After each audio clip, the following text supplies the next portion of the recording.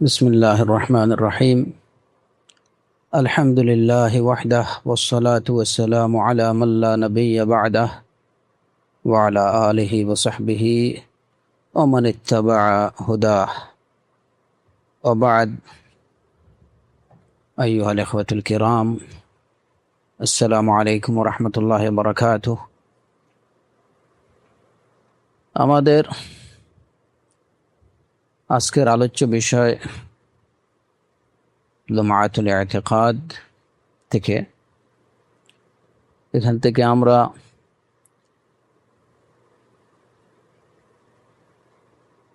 কদরের বিষয়ে আলোচনা করছিলাম।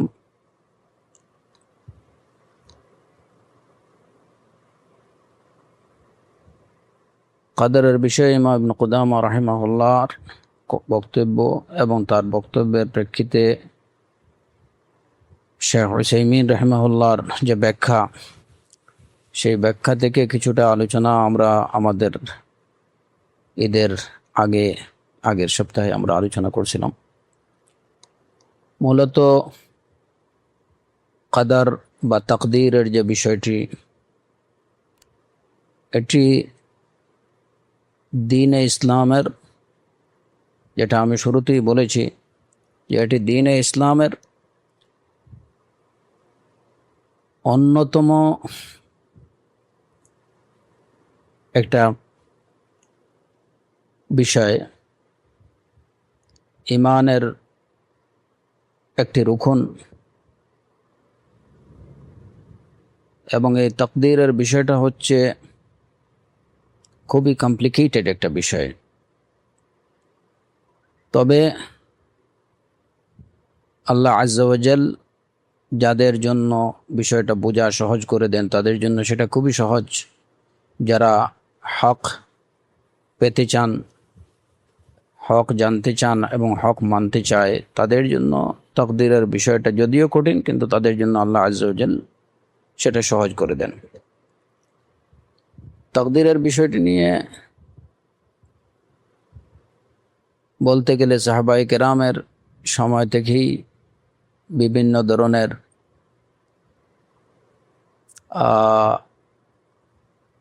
ধরনের সমস্যা, তাকদীর বিষয়ে বিভিন্ন সমস্যা, তাকদীর বিষয়ে আলোচনায় বিভিন্ন সমস্যা দেখা দিয়েছে, এবং সেই সমস্যা বা তাকদীর বিষয়ে যে কমপ্লিকেশন, এটা বোঝার বিষয়ে মানুষের মধ্যে যে সংকীর্ণতা, কিংবা তাকদীর বিষয়ে মানুষের মনের মধ্যে নানা ধরনের অবান্তর প্রশ্ন, এগুলা যুগে যুগে ছিল এবং এখনো আছে। তো এই কারণে, যেহেতু এই বিষয়টা ইমানের অন্যতম একটা রুকন তাকদীর, যে কারণে এই বিষয়টা আমাদের বোঝা, খুব ভালো করে বোঝা, এটা খুবই গুরুত্বপূর্ণ। তো এটা বোঝা শুধু এই কারণে নয়, প্রথমত হচ্ছে যে এটি ইমানের রুকন, সেই হিসেবে অবশ্যই ইমানের এই রুকনটাকে আমাদের বিশদভাবে এবং ভালো করে বুঝতে হবে। এবং দ্বিতীয় বিষয় হচ্ছে যে এই তাকদীরের বিষয়টা এমন একটা বিষয় যে এই বিষয়েই শয়তান মানুষকে বিভিন্ন ধরনের, তার মনের মধ্যে বিভিন্ন সংশয়, সন্দেহ তৈরি করে তাকে ইমান থেকে বের করে দেয়। এই তাকদীরের সম্পর্কিত বিভিন্ন সংশয় শয়তান মানুষের মনের মধ্যে কুমন্ত্রণা দেয়, মানুষের মনের মধ্যে তাকদীর বিষয়ে বিভিন্ন সংশয় সন্দেহ দেখা দেয়, এবং এক পর্যায়ে সেগুলো মানুষকে ইমান থেকে, ইসলাম থেকে বের করে দেয়। যে কারণে এই তাকদীরের মাসআলা, এটা খুবই স্পষ্টভাবে এবং সুদৃঢ়ভাবে জানতে হবে এবং বুঝতে হবে। তাহলেই শয়তান এ সম্পর্কে মনের মধ্যে আর কোনো ধরনের কুমন্ত্রণা তৈরি করতে পারবে না, এবং এতদ বিষয়ে যে সমস্ত তাকদীর বিষয়ে মানুষ যে সমস্ত জটিলতার সম্মুখীন হবে সেগুলা থেকেও সে নিষ্কৃতি পাবে। এছাড়া এই তাকদীর বিষয়টাকে বোঝা বা তাকদীরের ফজিলত সম্পর্কে আমরা বিগত ক্লাসে আমরা আলোচনা করছি। এই তাকদীরের গুরুত্বটা বোঝা যায় যখন আমরা শুনি যে উবাদা ইবনে সামিত রাদিয়াল্লাহু আনহু তিনি তার ছেলেকে বলেছিলেন, ইয়া বুনাই ইন্নাকা লান তাজিদা তা'আমা হাকীকাতাল ঈমান হাত্তা তা'লামা আন্না মা আসাবাক লাম ইয়াকুন লিইখতিআক ওয়া মা আখতাআক লাম ইয়াকুন লিইসীবাক। উবাদা ইবনে সামিত রাদিয়াল্লাহু আনহু তার ছেলেকে বলছিলেন যে, হে বৎস, তুমি ততক্ষণ পর্যন্ত প্রকৃত ঈমানের স্বাদ পাবে না যতক্ষণ না তুমি এই বিষয়টা ভালো করে জেনে নেবে যে যেটা তোমার কাছে পৌঁছায় বা যে বিষয়টি তোমার কাছে পৌঁছায় তুমি এটা কোনোভাবেই তোমাকে ভুল করার মতো নয়, আর যেটা তোমাকে পৌঁছায় না বা যেটা তোমাকে ভুল করে সেটা তোমাকে কোনোভাবেই পৌঁছানোর কথা না, পৌঁছাবে না।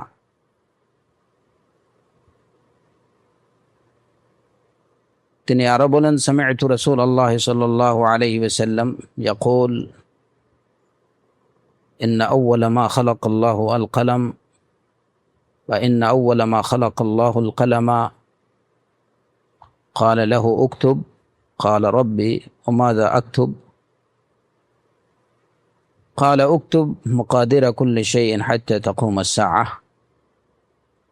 আল্লাহ আযজা ওয়া জাল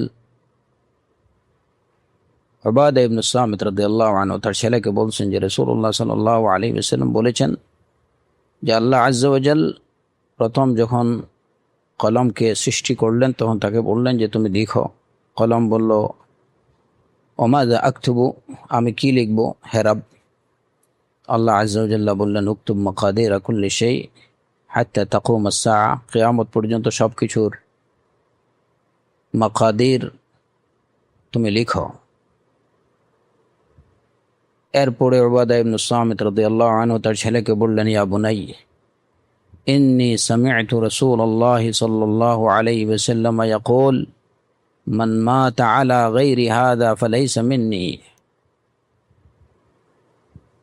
আমি রাসূল সাল্লাল্লাহু আলাইহি ওয়াসাল্লামকে বলতে শুনেছি, যে ব্যক্তি এই বিষয়ের প্রতি ঈমান না এনে বা এর বিপরীত বিষয়ে নিয়ে মারা যাবে, ফালাইসা মিন্নী, সে আমার দলভুক্ত নয়। অর্থাৎ যে ব্যক্তি এই বিশ্বাস নিয়ে মৃত্যুবরণ না করবে যে যেটা তার কাছে পৌঁছায়, ভালো হোক মন্দ হোক, সে যেটা পায় সেটা থেকে বেঁচে থাকার কোনো উপায় তার নেই, আর যে বিষয়টা তার কাছে পৌঁছায় না, সেটা ভালো হোক বা মন্দ হোক, সেটা সে কোনোভাবেই লাভ করতে পারবে না।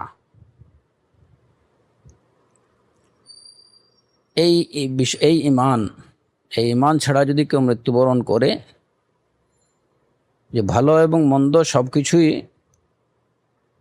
আল্লাহ সুবহানাহু ওয়া তাআলার দ্বারা নির্ধারিত, কিয়ামত পর্যন্ত যা কিছু হবে সবই আল্লাহ আযজা ওয়া জাল্লা লিখে রেখেছেন, সবই আল্লাহর ইলমের মধ্যে রয়েছে। এই ঈমান পোষণ ছাড়া যদি কেউ মৃত্যুবরণ করে, রাসূলুল্লাহ সাল্লাল্লাহু আলাইহি ওয়াসাল্লাম বলেছেন, ফালাইসা মিন্নী, তাহলে সে আমার দলভুক্ত নয়। তো এর দ্বারা বোঝা যায় যে এই যে তাকদীরের ব্যাপারটা কত গুরুত্বপূর্ণ। আমরা তাকদীর বিষয়ে আলোচনায় সর্বশেষ যে আলোচনা হয়েছিল সেখানে তাকদীর, মাকদুর, মুকদ্দার, মাকদুর লাহু, এই সমস্ত এই এই এই এই ওয়ার্ডগুলোর অর্থ নিয়ে আলোচনা করছিলাম।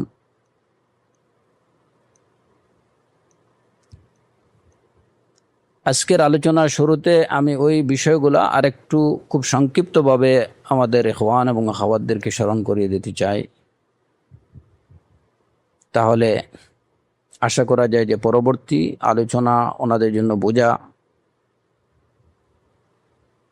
সহজ হবে ইনশাআল্লাহ। তাকদীর বিষয়ে যে শব্দগুলো আমাদের আমরা পাই সেটা হচ্ছে আল কাদার, আল মাকদুর, মাকদুর লাহ, অথবা আল মুকদ্দার ওয়াল মুকদ্দার লাহু। কাদার হচ্ছে নির্ধারণ করা, কাদার হচ্ছে নির্ধারণ করা, মাকদুর হচ্ছে নির্ধারিত বিষয়, এবং মাকদুর লাহু হচ্ছে যার জন্য নির্ধারণ করা হয়। এটা হচ্ছে শাব্দিক অর্থ। কাদারের শাব্দিক অর্থ নির্ধারণ করা।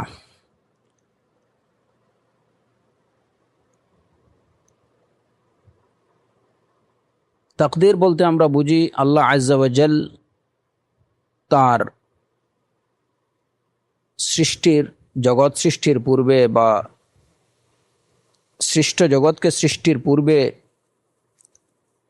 যে বিষয়গুলো তিনি নির্ধারণ করে রেখেছেন, তার জগতে যা কিছু হবে সে সম্পর্কে তিনি যা লিখে রেখেছেন সেটাই হচ্ছে, বা যা নির্ধারণ করে রেখেছেন সেটাই হচ্ছে তাকদীর। শাইখ উসাইমিন রাহিমাহুল্লাহ তাকদীরের এই ব্যাখ্যা দিয়েছেন যে মা কদ্দারাহুল্লাহু তাআলা ফিল আযাল আন ইয়াকুনা ফি খালকিহি। আল্লাহ সুবহানাহু ওয়া তাআলা একদম শুরুতেই তার সৃষ্টির মধ্যে যা কিছু হবে সেসব বিষয়ে যেটা নির্ধারণ করে রেখেছেন সেটাকে তাকদীর বলা হয়। শেখ ফৌজান হাফিজাহুল্লাহ তাকদীরের আরেকটু বিস্তারিত এবং আরও সুন্দর চমৎকার একটা অর্থ বলেছেন যে তাকদীর হচ্ছে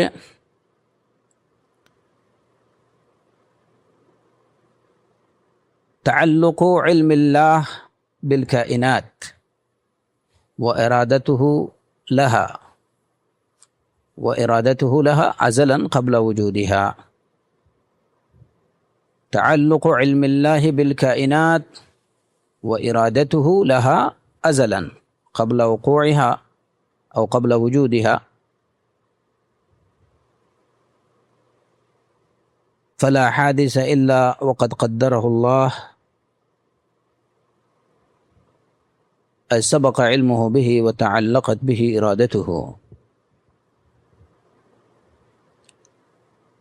যে তাকদীর হলো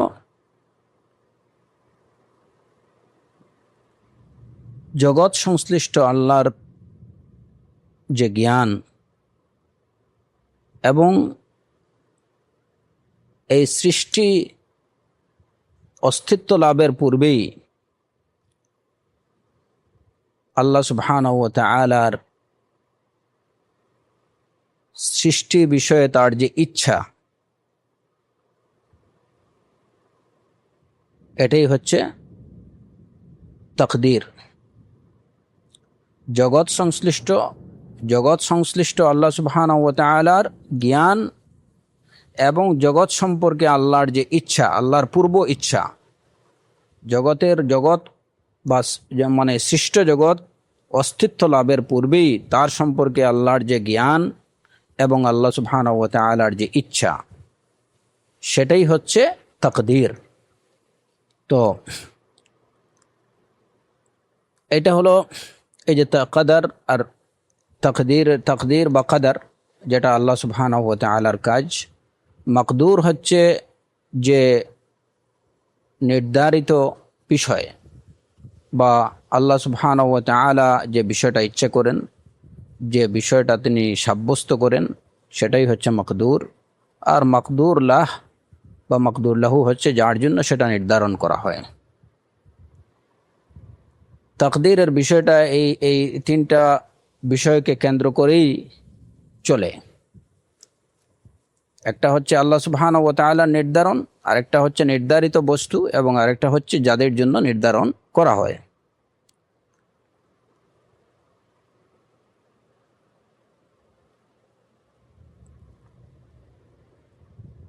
আমাদের ওপর ওয়াজিব হচ্ছে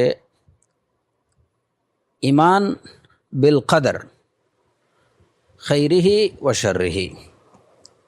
এ বিষয়ে কিছুটা আলোকপাত আমরা পূর্বেই করেছিলাম, তারপরে আবার বলে নিচ্ছি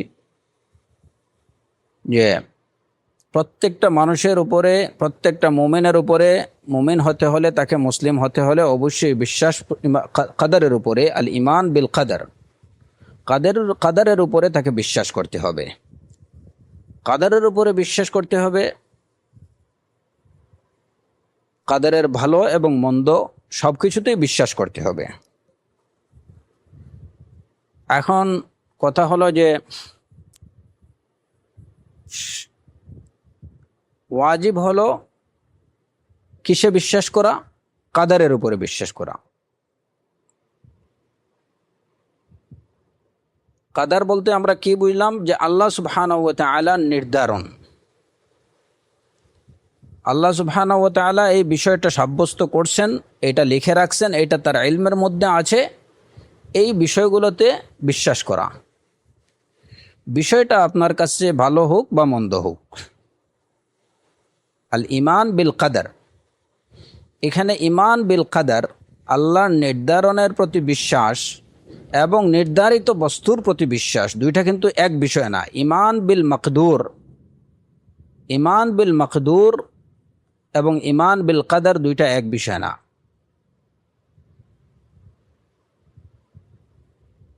মকদুর আমরা বুঝলাম যে মকদুরের অর্থ হচ্ছে নির্ধারিত বস্তু,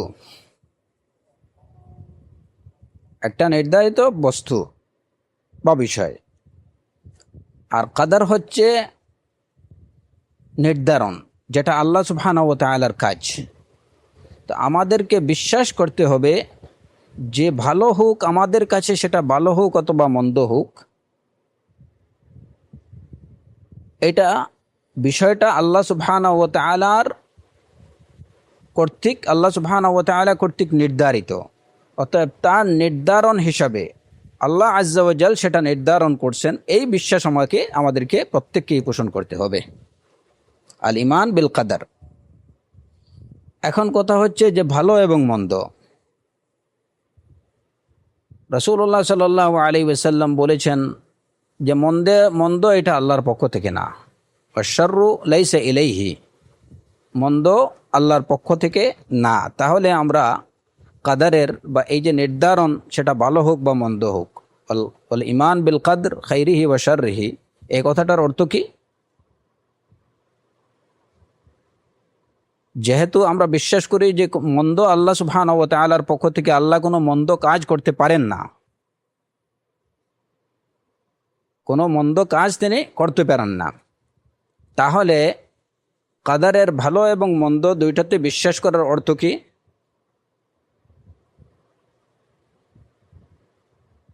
এখানে আমাদের প্রথমত বুঝতে হবে যে ভালো বলতে আমরা কি বুঝি আর মন্দ বলতে আমরা কি বুঝি।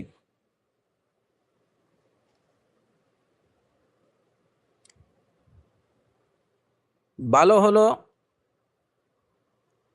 আমরা ভালো বলতে বুঝি যে বিষয়টা বা যে বস্তুটা মানুষের প্রকৃতির উপযোগী, একজন মানুষের জন্য উপযোগী বা যথার্থ, এরকম বিষয়কে আমরা বলি যে এটা ভালো। মানুষের প্রকৃতির উপযোগী কোনো বিষয় বা বস্তু, যেটা দ্বারা সে কল্যাণ লাভ করতে পারে, যেটা দ্বারা সে আরাম লাভ করতে পারে। তো আরও বলছিলাম যে আল কদর খাইরিহি ওয়া শাররিহি, তাকদীরের ভালো মন্দে বিশ্বাস এর অর্থ হচ্ছে যে আল্লাহ আজ্জা ওয়া জাল যা কিছু নির্ধারণ করে রাখছেন, সেটা আমাদের কাছে ভালো হোক বা মন্দ হোক, আল্লাহর নির্ধারণ হিসাবে সেটাতে বিশ্বাস করা, যে সব কিছুই আমার কাছে যা কিছু ভালো বা যা কিছু মন্দ বলে মনে হোক না কেন, সবই আল্লাহ সুবহানাহু ওয়া তাআলার পক্ষ থেকে নির্ধারণকৃত। এই বিশ্বাস পোষণ করা প্রত্যেকের উপরে ওয়াজিব। এটাই হচ্ছে ইমান বিল কদর। ইমান বিল কদরের অর্থ ইমান বিল মকদুর না, নির্ধারিত বস্তুর প্রতি ইমান না। খায়ের এবং শার বলতে আমরা কি বুঝি?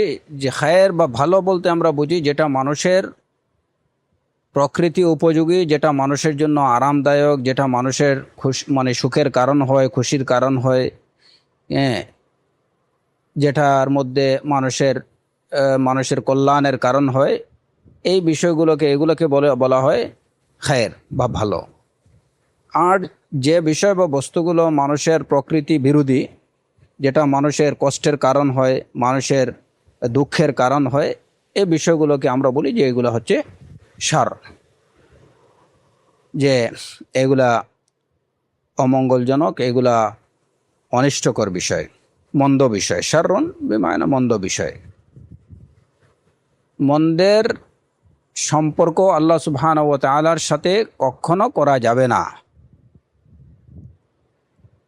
ওয়াশাররু লাইসা ইলাইহি, মন্দের সম্পর্ক আল্লাহর দিকে নেই। আল্লাহ আযজা ওয়া জাল মন্দ কিছু করেন না। মন্দ কিছু আল্লাহ সুবহানাহু ওয়া তাআলা করতে পারেন না মানে করেন না। কোনো মন্দের সম্পর্ক তার সাথে হতে পারে না এবং করা যাবে না। তার কারণ হলো যে আল্লাহ আযজা ওয়া জাল্লার কাছে সব কিছুই তিনি কোনো না কোনো কল্যাণে, কোনো না কোনো হিকমা বা প্রজ্ঞার কারণে তিনি সেটা করে থাকেন। যদিও বিষয়টা আল্লাহর কাছে ভালো বা মন্দ বলতে, তার নির্ধারণের মধ্যে ভালো বা মন্দ বলতে কিছু নেই।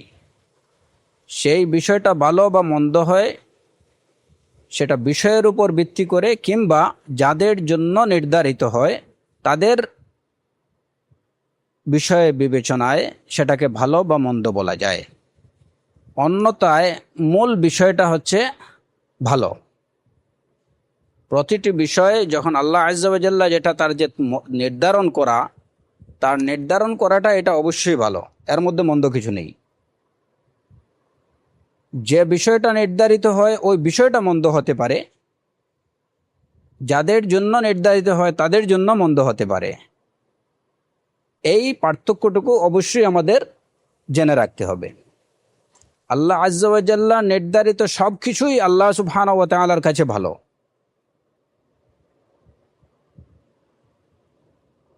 আল্লাহ নির্ধারণ কর্মটা এটা অবশ্যই ভালো, এবং তিনি যা সব কিছুই তিনি নির্ধারণ করেছেন, এই ঈমান পোষণ করা প্রত্যেকের উপরে ওয়াজিব।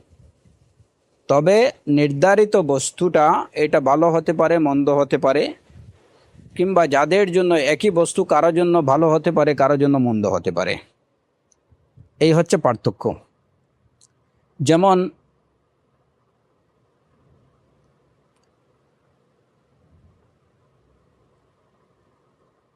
আমরা যেমন কোরআনে কারীমে আল্লাহ আযজা ওয়া জাল্লা বলেছেন, যাহারাল ফাসাদু ফিল বাররি ওয়াল বাহরি বিমা কাসাবাত আইদিন নাস লিয়ুযীকাহুম বা'দাল্লাযী আমিলু ওয়া লাআল্লাহুম ইয়ারজিউন। তো এই যে ফাসাদ, যাহারাল ফাসাদু ফিল বাররি ওয়াল বাহর, স্থলে এবং জলে বিপর্যয় দেখা দিয়েছে, বিমা কাসাবাত আইদিন নাস, মানুষের হস্ত যা করেছে তারই ফলশ্রুতিতে স্থলে এবং জলে বিপর্যয় প্রকাশ পেয়েছে। লিয়ুযীকাহুম বা'দাল্লাযী আমিলু, যাতে করে তাদেরকে স্বাদ আস্বাদন করান তাদের কৃতকর্মের কিছু স্বাদ। লিয়ুযীকাহুম বা'দাল্লাযী আমিলু, যাতে করে তাদেরকে তাদের কৃতকর্মের কিছুটা স্বাদ আস্বাদন করান। ওয়া লাআল্লাহুম ইয়ারজিউন, এবং হয়তো তারা প্রত্যাবর্তন করবে, সত্যের দিকে ফিরে আসবে। এই আয়াতের দিকে আমরা যদি চাই, তাহলে এই যে ফাসাদ, স্থলে এবং জলের যে বিপর্যয়, এই বিপর্যয়টা আসলে এটা তো ভালো না। বিপর্যয়গুলা এটা আসলে ভালো না।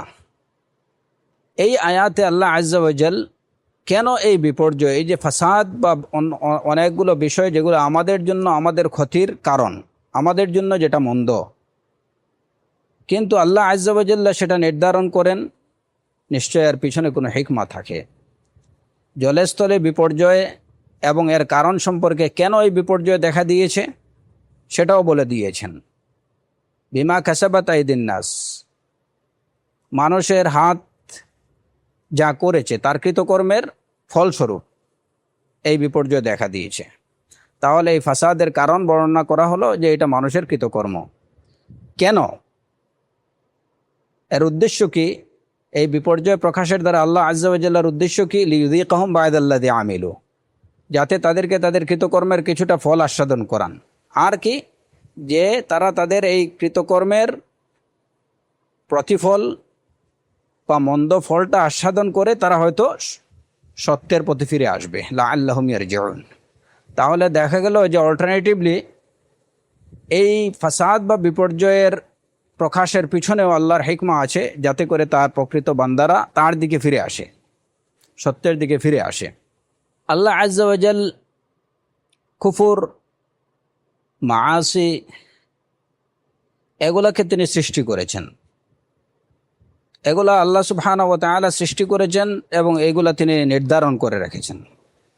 তার নির্ধারণ করাটা এটা কি না, এটার মধ্যে কোনো মন্দ নেই, এর পিছনে হিকমা আছে।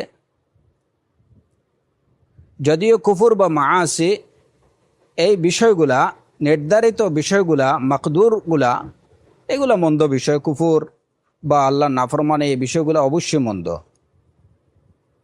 কিন্তু আল্লাহ আজ্জা ওয়া জাল্লা নির্ধারণ করাটা এটা কিন্তু কোনো খারাপ কিছু না, এর পিছনে অসংখ্য হিকমা।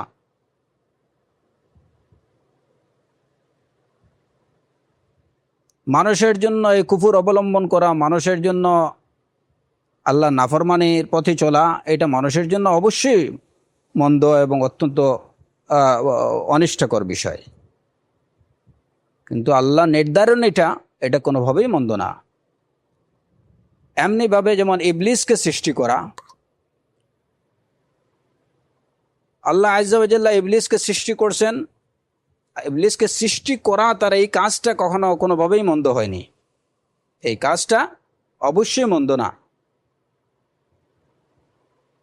কিন্তু ইবলিস সে হচ্ছে একদম মন্দের আস্তানা, যত প্রকার মন্দ আছে সবগুলোর আস্তানা হচ্ছে ইবলিস। এই ইবলিসের অনুসরণ হচ্ছে মানুষের জন্য অনিষ্টকর বিষয়, মানুষের মন্দের কারণ। কিন্তু ইবলিসকে সৃষ্টি করা এটা কোনোভাবেই মন্দ না, এর পিছনে আল্লাহ আজ্জা ওয়া জাল্লার হিকমা আছে। তো আমাদের বিশ্বাস রাখতে হবে এইটুকু, যে আল্লাহর তাকদীর বা আল্লাহর নির্ধারণ করা এই কাজটা, সেই কাজটা আমাদের কাছে ভালো হোক বা মন্দ হোক, সব কিছুই আল্লাহর পক্ষ থেকে নির্ধারণকৃত। আল্লাহ আজ্জা ওয়া জাল্লা এগুলো সৃষ্টি করেছেন, তিনি এইগুলা লিখে রেখেছেন। এই হিসাবে এটার উপরে, এই বিষয়গুলোর উপরে আমাদের ঈমান পোষণ করতে হবে। ওয়াল কাদার খাইরিহি ওয়া শাররিহি, খাইরিহি ওয়া শাররিহির বিষয়টা এভাবে বুঝতে হবে যে কোনোভাবেই তাকদীরের যে মন্দ বিষয়টা বা আল্লাহর নির্ধারণটা মন্দ না, মন্দ হচ্ছে এটা বিষয়ের উপর ভিত্তি করে বিষয়টা মন্দ হতে পারে, অথবা বিষয়টা যাদের জন্য নির্ধারণ করা হয়েছে তাদের জন্য মন্দ হতে পারে। তৃতীয় বিষয় হচ্ছে যে রিদা বিল কাদাই ওয়াল কাদার, রিজা বিল কাদাই ওয়াল কাদার, আল্লাহর ফয়সালা এবং আল্লাহ নির্ধারণের প্রতি সন্তুষ্টি পোষণ করা। আগের বিষয়টা গেল আল্লাহ নির্ধারণের প্রতি ঈমান পোষণ করা, আর আরেকটা বিষয় হচ্ছে যে আল্লাহ আজ্জা ওয়া জাল্লার নির্ধারণের প্রতি সন্তুষ্টি পোষণ করা। এই দুইটা বিষয় কিন্তু এক না। আল্লাহ আজ্জা ওয়া জাল জগতের প্রতিটি বিষয় তার কর্তৃক নির্ধারিত, তিনি সব কিছু ঠিক করে রাখছেন, তিনি সব কিছু সৃষ্টি করছেন, তার ইচ্ছেই সব কিছু হয়েছে, তিনি এ সব কিছু তার কিতাবে লিখে রাখছেন। আমরা এই বিষয়গুলোতে বিশ্বাস করব, তা ভালো হোক বা মন্দ হোক। আমাদের উপরে এটাও ওয়াজিব যে আমরা আল্লাহর কাদা এবং কাদার, আল্লাহর ফয়সালা এবং তার নির্ধারণের প্রতি আমরা সন্তুষ্ট থাকব।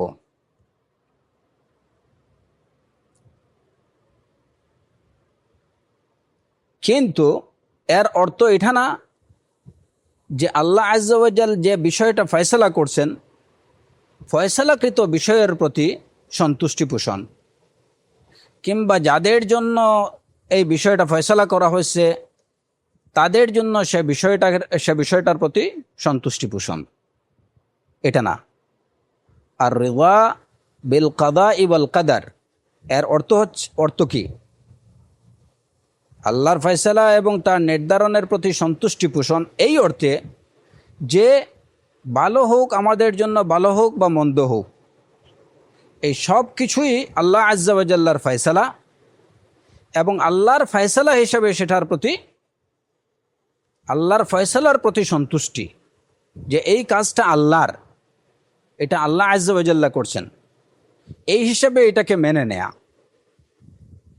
এই হিসাবে এটার প্রতি সন্তুষ্টি পোষণ করা, কিন্তু ওই বিষয়ের প্রতি সন্তুষ্টি পোষণ করা না। যেমন ইবলিসকে আল্লাহ আজ্জা ওয়া জাল সৃষ্টি করছেন, আমাদের উপর ওয়াজিব হচ্ছে যে ইবলিসকে আল্লাহ সৃষ্টি করছেন, আল্লাহর এই সৃষ্টিকর্মের প্রতি আমাদের সন্তুষ্টি আছে। আল্লাহ আজ্জা ওয়া জাল্লা সৃষ্টি করছেন, আমরা এর প্রতি সন্তুষ্ট, এর প্রতি আমরা রাগান্বিত না যে কেন তিনি ইবলিসকে সৃষ্টি করলেন।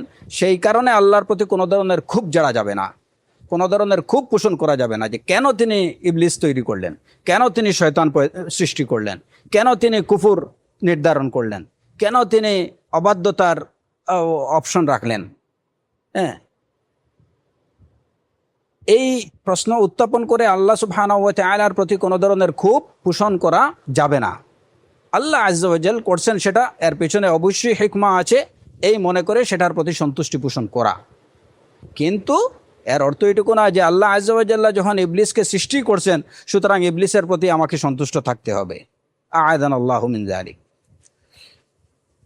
আল্লাহ আজ্জা ওয়া জাল কুফরকে সৃষ্টি করছেন, অতএব কুফরের প্রতি সন্তুষ্ট থাকতে হবে না। ওই বিষয়ের প্রতি মাকদুর, আমরুন মাকদি, যে বিষয়টা ফয়সালা করা হয়েছে ওই বিষয়ের প্রতি সন্তুষ্টি না, কিংবা যে বিষয়টা নির্ধারণ করা হয়েছে ওই বিষয়ের প্রতি সন্তুষ্টি না। হ্যাঁ, যদি ওই বিষয়গুলো হয় আল্লাহ সুবহানাহু ওয়া তাআলার আদিষ্ট বিষয়, তাহলে অবশ্যই সেগুলোর প্রতি আমাদের কি থাকতে হবে? সন্তুষ্টি, ওই বিষয়গুলোর প্রতি আমাদের সন্তুষ্টি থাকতে হবে। যেমন ইমানের প্রতি সন্তুষ্টি থাকতে হবে। হ্যাঁ, যত ধরনের খায়ের আছে, কল্যাণ আছে, আল্লাহ সুবহানাহু ওয়া তাআলার পক্ষ থেকে যত বিষয় বা যত বস্তুকে ভালো বলা হয়েছে ওই ভালো বস্তুগুলোর প্রতি আমাদের সন্তুষ্টি থাকতে হবে। কিন্তু যত অনিষ্টকর বস্তু আছে, যত মন্দ কিছু আছে যেগুলোকে আল্লাহ আজ্জা ওয়া জাল্লা অপছন্দ করেন, হ্যাঁ, সেগুলোর প্রতি আমাদের অসন্তুষ্টি থাকতে হবে। অতএব রিদা বিল কাদা ওয়াল কাদারের অর্থ হচ্ছে যে ওই বিষয় বা ওই বস্তুটা ভালো হোক বা মন্দ হোক, সেটা আল্লাহ সুবহানাহু ওয়া তাআলার ফয়সালা এবং সেটা আল্লাহ সুবহানাহু ওয়া তাআলার নির্ধারণ, ওই অর্থে সেটার প্রতি আমাদের সন্তুষ্টি, এর উপরে কোনো ধরনের উজর বা আপত্তি কিংবা কোনো ধরনের ক্ষোভ পোষণ করা যাবে না। কিন্তু বিষয়টা যদি, ওই ফয়সালাকৃত বিষয়টা যদি মন্দ হয়, এটা অনিষ্টকর কোনো বিষয় হয়, তাহলে সেটার প্রতি কোনো ধরনের সন্তুষ্টি পোষণ করা যাবে না, এবং সেই ধরনের সন্তুষ্টি পোষণের জন্য আমরা আদিষ্ট না। তবে যদি ওই বিষয়টা, ফয়সালাকৃত বিষয়টা যদি হয় ভালো কিছু, আল্লাহ সুবহানাহু ওয়া তাআলা নির্দেশকৃত কোনো বিষয়, আদেশকৃত কোনো বিষয়, তাহলে অবশ্যই সেটার প্রতি আমাদের, ওই বিষয়ের প্রতি আমাদের সন্তুষ্টি পোষণ করতে হবে। এই হলো রিদা বিল কাদা ওয়াল কাদারের তাৎপর্য। তাকদীরের আলোচনায় এই বিষয়গুলো যদি আমরা খেয়াল রাখি তাহলে অন্যান্য আলোচনাগুলো বুঝতে সহজ হবে ইনশাআল্লাহ। এবার আমরা যাই শেখ উসাইমিন রাহিমাহুল্লাহ, তার এই যে উসাইমিন রাহিমাহুল্লাহর ব্যাখ্যায় তিনি বলেছেন, আল ঈমানু বিল কাদার লা ইউতিম্মু ইল্লা বিআরবাআতি উমুর। তাকদীরের প্রতি বিশ্বাসটা পরিপূর্ণ হবে না চারটা বিষয়ের প্রতি ঈমান পোষণ ব্যতীত। তাকদীরের প্রতি ঈমান পোষণ এটা পরিপূর্ণ হবে না যতক্ষণ না চারটা বিষয়ের প্রতি ঈমান পোষণ করা হবে। অর্থাৎ তাকদীরের প্রতি বিশ্বাস বলতে চারটা বিষয়ের প্রতি বিশ্বাসকে বোঝায়। আমরা শুধুমাত্র মনে করি যে হ্যাঁ আল্লাহ নির্ধারণ করছেন, এটার প্রতি আমানতু বিল কদর খাইরিহি ওয়া শাররিহি, তাকদীরের প্রতি ঈমান পোষণ করলাম, ভালো হোক মন্দ হোক। না, এটা তাকদীরের প্রতি পরিপূর্ণ ঈমান নয়। তাকদীরের প্রতি পরিপূর্ণ ঈমান হচ্ছে চারটা বিষয়ের সমন্বিত রূপ। একই সাথে চারটা বিষয়ে যদি ঈমান পোষণ করা হয় তাহলে সেটাই হবে তাকদীরের প্রতি পরিপূর্ণ বিশ্বাস। প্রথম বিষয়টা হচ্ছে আল ঈমান বিআন্নাল্লাহ আলিমুন কুল্লামা ইয়াকুনু জুমলাতান ওয়া তাফসীলান বিইলমিন সাবিকিন লিকাউলিহি তাআলা আলাম তা'লাম আন্নাল্লাহা ইয়া'লামু মা ফিস সামাই ওয়াল আরদ ইন্না যালিকা ফি কিতাব ইন্না যালিকা আলাল্লাহি ইয়াসির। প্রথম বিষয় হচ্ছে এই ঈমান পোষণ করা যে আল্লাহ আজ্জা ওয়া জাল যা কিছু জগতে সংগঠিত হবে, যা কিছু হবে, সব কিছু সম্পর্কে একদম বিত্তাফসিল বিশদভাবে বিস্তারিতভাবে তিনি পুঙ্খানুপুঙ্খরূপে প্রতিটি বিষয় সম্পর্কে তিনি জ্ঞান রাখেন। তাকদীরের প্রতি বিশ্বাসের অন্যতম রুকুন হলো এই বিশ্বাস পোষণ করা যে জগতের সব যাবতীয় সব কিছু সম্পর্কে আল্লাহ আজ্জা ওয়া জাল বিশদভাবে বিস্তারিতভাবে পুঙ্খানুপুঙ্খরূপে প্রত্যেকটা বিষয় সম্পর্কে তিনি জ্ঞান রাখেন। এই ঈমান পোষণ করতে হবে। কোরআনে কারীমে আল্লাহ আজ্জা ওয়া জাল এ সম্পর্কে বলেছেন, আলাম তা'লাম, তুমি কি জানো না, আন্নাল্লাহা ইয়া'লামু মা ফিস সামাই ওয়াল আরদ, যে আকাশে এবং পৃথিবীতে যা কিছু আছে সবই তিনি জানেন। ইন্না যালিকা ফি কিতাব, এসবই কিতাবের মধ্যে আছে। ইন্না যালিকা আলাল্লাহি ইয়াসির, এবং এসবই আল্লাহ সুবহানাহু ওয়া তাআলা আল্লাহর জন্য খুবই সহজ। এবং কোরআনে কারীমে অসংখ্য আরো অনেকগুলো আয়াত, ইন্নাল্লাহা বিকুল্লি শাইইন আলিম, প্রত্যেকটি বস্তু সম্পর্কে আল্লাহ জ্ঞাত। তাহলে প্রথম বিষয় হচ্ছে তাকদীরের বিষয়ে ঈমান পোষণের জন্য ঈমান পোষণের চারটা রকম। তাকদীরের প্রতি বিশ্বাস পোষণ পরিপূর্ণ হতে হলে চারটা বিষয়ের প্রতি ঈমান পোষণ করতে হবে। প্রথমত এই বিশ্বাস পোষণ করা যে আল্লাহ আজ্জা ওয়া জাল জগতে যা কিছু হবে সব কিছু সম্পর্কে, প্রতিটি বস্তু সম্পর্কে তিনি বিশদভাবে বিস্তারিতভাবে পুঙ্খানুপুঙ্খরূপে প্রতিটি বিষয় সম্পর্কে তিনি অবগত, তিনি জ্ঞান রাখেন। এই বিশ্বাস পোষণ করা। এবং এর দলিল হচ্ছে এই যে সূরাতুল হজের ৭০ নম্বর আয়াত, যেখানে আল্লাহ আজ্জা ওয়া জাল্লা বলেছেন যে তুমি কি জানো না যে আল্লাহ জানেন আকাশে এবং পৃথিবীতে যা কিছু আছে, এবং এসবই কিতাবের মধ্যে রয়েছে, এবং এগুলা ইন্না যালিকা আলাল্লাহি ইয়াসির, এবং এটি আল্লাহর জন্য খুবই সহজ। কোরআনে কারীমে আল্লাহ আজ্জা ওয়া জাল্লা বলেছেন ইন্নাল্লাহা বিকুল্লি শাইইন আলিম, যে অবশ্যই নিশ্চয়ই আল্লাহ সর্ববিষয়ে অবগত, জ্ঞান রাখেন। ওয়া আন্নাল্লাহা ক্বাদ আহাতা বিকুল্লি শাইইন ইলমা, আল্লাহ আজ্জা ওয়া জাল প্রতিটি বিষয়কে তার জ্ঞানের পরিবেষ্টনের মধ্যে, প্রতিটি বস্তুকে তার জ্ঞান। অতএব এই বিশ্বাস পোষণ করা যে জগতে সব কিছু আল্লাহর ইলমের মধ্যে রয়েছে। দ্বিতীয় রুকুন হচ্ছে তাকদীরের প্রতি বিশ্বাসের, আন্নাল্লাহা কাতাবা ফিল লাওহিল মাহফুজ মাকাদির কুল্লি শাইইন,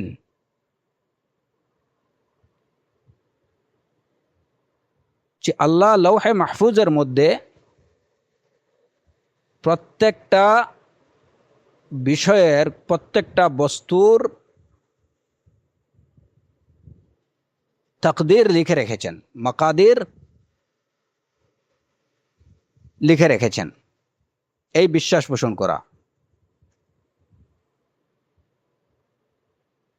এর প্রমাণ হলো কোরআনে কারীমে সূরাতুল হাদীদের ২২ নম্বর আয়াত, আল্লাহ আজ্জা ওয়া জাল ইরশাদ করেছেন মা আসাবা মিন মুসিবাতিন ফিল আরদি ওয়ালা ফি আনফুসিকুম ইল্লা ফি কিতাবিম মিন ক্বাবলি আন নাবরাআহা ইন্না যালিকা আলাল্লাহি ইয়াসির। যে যে পৃথিবীতে অথবা তোমাদের ব্যক্তিগতভাবে তোমাদেরকে যা পৌঁছায়,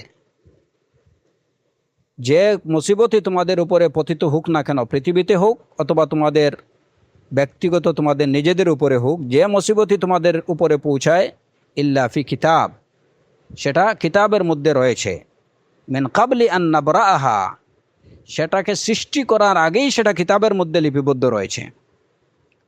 ইন্না যালিকা আলাল্লাহি ইয়াসির, অবশ্যই এটা আল্লাহর জন্য খুবই সহজ। অর্থাৎ পৃথিবীতে তোমাদের উপরে, পৃথিবীতে হোক কিংবা তোমাদের নিজেদের উপরে হোক, যে মুসিবত যা কিছু তোমাদের উপরে পৌঁছাক না কেন, ওই বিষয়ের সৃষ্টির, ওই বিষয়টা সৃষ্টির আগেই সেটা আল্লাহ আজ্জা ওয়া জাল তার কিতাবে লিখে রেখেছেন। আর এই লিখে রাখাটা তার জন্য খুবই সহজ। এবং সহিহ মুসলিমের হাদিসে, সহিহ মুসলিমে বর্ণিত, রাসূলুল্লাহ সাল্লাল্লাহু আলাইহি ওয়াসাল্লাম বলেছেন, ইন্নাল্লাহা কাদ্দারা মাকাদির আল খালক ক্বাবলা আন ইয়াখলুকা আস-সামাওয়াতি ওয়াল আরদ বি-50 আলফ সানাহ, যে আল্লাহ আজ্জা ওয়া জাল আসমান এবং জমিন সৃষ্টির 50,000 বছর আগে সৃষ্টির মাকাদির তিনি লিখে রেখেছেন, নির্ণয় করে রেখেছেন। কাদ্দারা, এবং কোনো কোনো রওয়ায়াতে ইন্নাল্লাহ কাতাবা, সেটা লিখে রেখেছেন, নির্ধারণ করে রেখেছেন। সমগ্র সৃষ্টির মিকদার, এর তাকদীর তিনি লিখে রেখেছেন আসমান এবং জমিন সৃষ্টির 50,000 বছর আগে।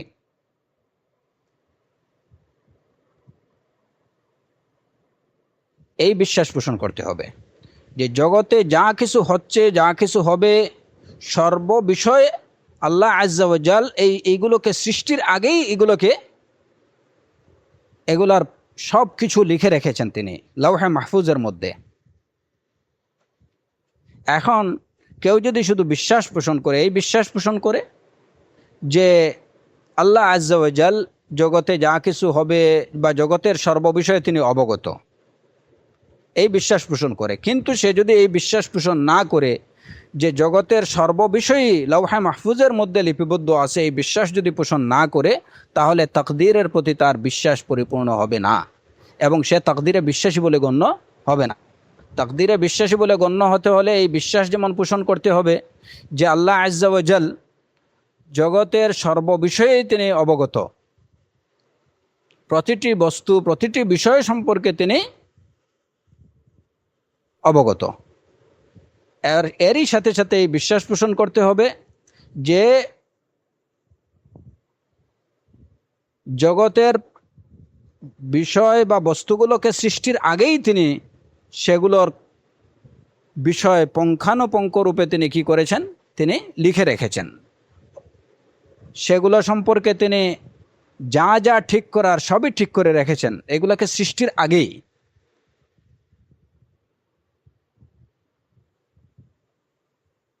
আসমানকে সৃষ্টির আগেই আল্লাহ আজ্জা ওয়া জাল আসমানের বিষয় লিখে রেখেছেন, যে সেই আসমানের কয়টা তাবাকা হবে, কয়টা স্তর হবে, সেই আসমানের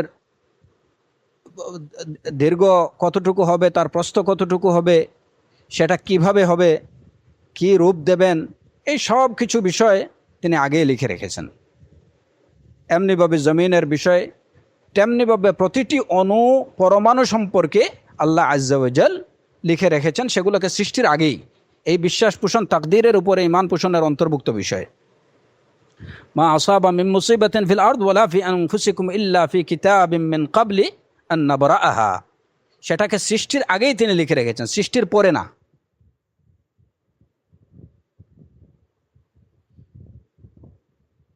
এই বিশ্বাসের মধ্যে এই যে মিন ক্বাবলি আন নাবরাআহা, বস্তুকে সৃষ্টির আগেই তার তাকদীর লিখে রেখেছেন, সেটাকে তিনি তার মাকাদির লিখে রেখেছেন লাওহে মাহফুজের মধ্যে।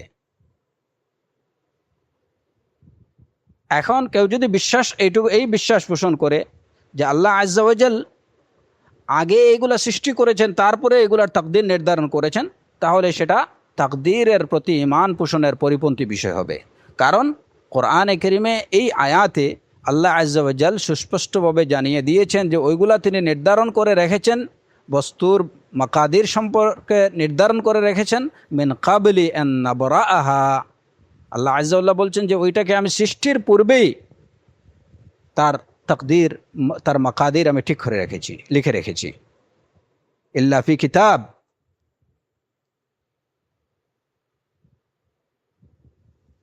এবং এই জায়গাতেই হচ্ছে আল্লাহ আজ্জা ওয়া জাল বিকুল্লি শাইইন আলিম, এর এর এর এর প্রমাণ হচ্ছে এই জায়গাতেই। কারণ একটা বিষয় অস্তিত্ব লাভের পূর্বে সে বিষয়ের ডেসক্রিপশন বা সেই বিষয়ের বর্ণনা লিখে রাখা, এটার মধ্যে আসলে তেমন কোনো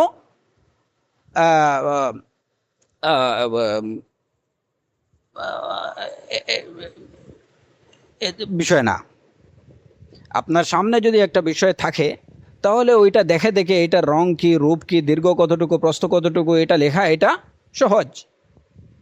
কিন্তু সেই বিষয়টা অস্তিত্ব লাভের পূর্বে এই বিষয়টা কেমন হবে, কীরূপ হবে, বিস্তারিত এবং বিশদভাবে সেগুলো লিখে রাখা, এটা একমাত্র আল্লাহ আজ্জা ওয়া জাল ব্যতীত অন্য কারো পক্ষে সম্ভব না। এবং এটা আল্লাহর জন্য আল্লাহ বলতেছেন ইন্না যালিকা আলাল্লাহি ইয়াসির, এটা আল্লাহর জন্য খুবই সহজ। তো এই ইমানের মধ্যে, এই তাকদীরের প্রতি বিশ্বাসের মধ্যে প্রথমত এই দুইটা বিষয়, যে ইমান আল্লাহ আজ্জা ওয়া জাল, এই বিশ্বাস পোষণ করা যে আল্লাহ সর্ববিষয়ে অবগত, এবং দ্বিতীয়ত এই বিশ্বাস পোষণ করা যে আল্লাহ আজ্জা ওয়া জাল সব কিছুকে সৃষ্টির পূর্বেই সে বিষয়ে লিখে রেখেছেন।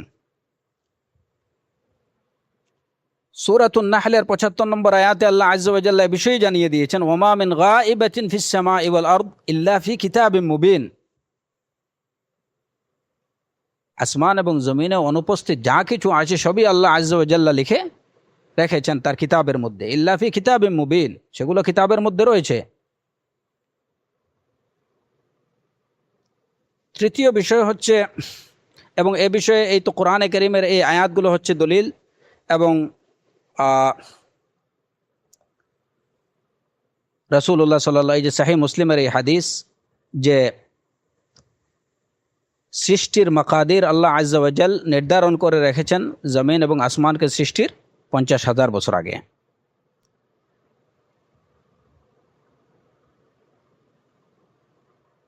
এবং এ সম্পর্কে আরও অনেকগুলো হাদিস বিদ্যমান রয়েছে।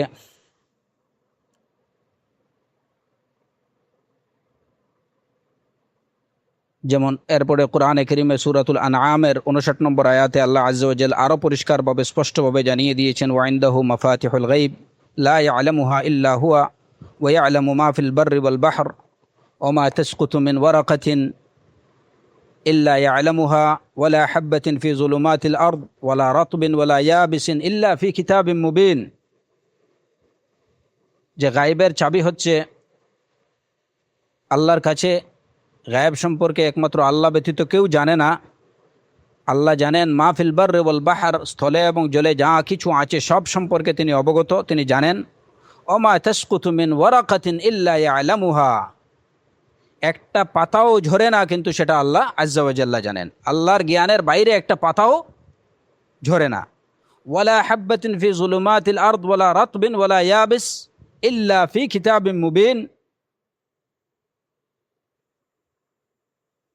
জমিনের অভ্যন্তরে শুকনো হোক অথবা তাজা হোক, একটা শস্য দানা যদি থাকে তাহলে সে বিষয়ে সেটাও কিন্তু ইল্লা ফি কিতাবিম মুবিন, আল্লাহর কিতাবের, সুস্পষ্ট কিতাবের মধ্যে সেটা রয়েছে, সেটা লিপিবদ্ধ রয়েছে।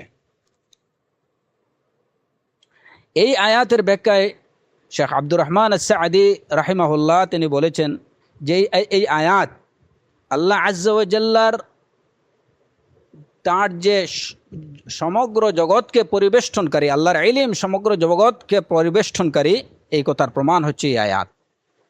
এবং একই সাথে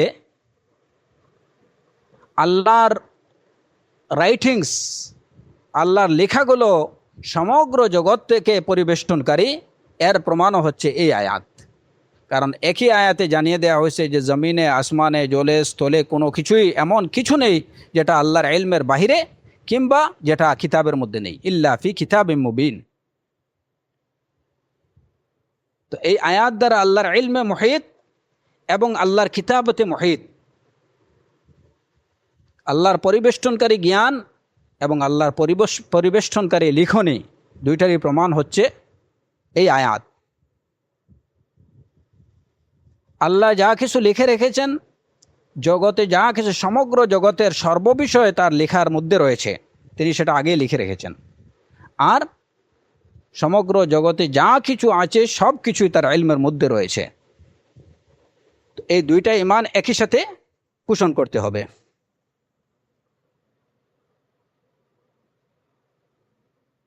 এখানে একটা প্রশ্ন দেখা দিতে পারে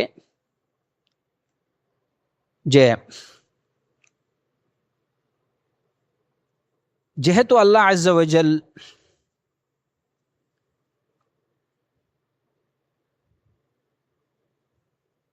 লা ইয়াদিল্লু ওয়া লা ইয়ানসা,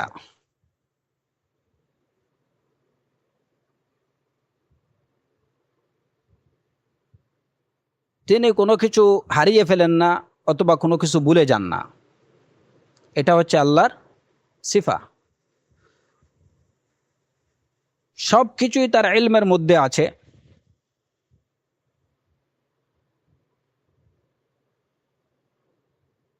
তাহলে আবার লেখার প্রয়োজন দেখা দিল কেন? কারো মনে এই প্রশ্ন জাগতে পারে যে যেহেতু আল্লাহ আজ্জা ওয়া জাল তিনি কোনো কিছু ভুলে যান না, কোনো কিছু তিনি হারিয়ে ফেলেন না, বা কোনো কিছু তার থেকে হারিয়ে যাওয়ার মতো না, তাহলে মাকাদিরুল খালক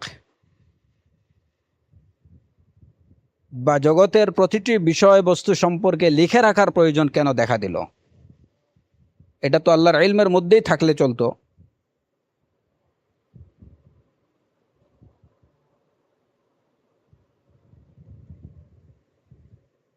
এই প্রশ্নের জবাবে উলামায়ে কেরাম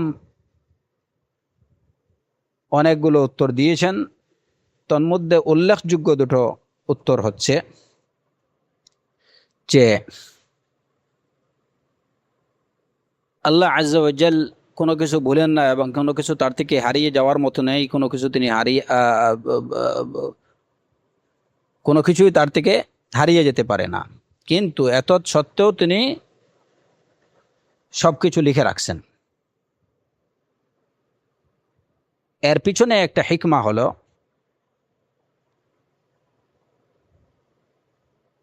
যে এর দ্বারা তিনি মানব জাতিকে গুরুত্বপূর্ণ বিষয়গুলো লিখে রাখা, কিতাবাত রাইটিংস, এবং এই যে সংকলনের প্রতি উদ্বুদ্ধ করেছেন।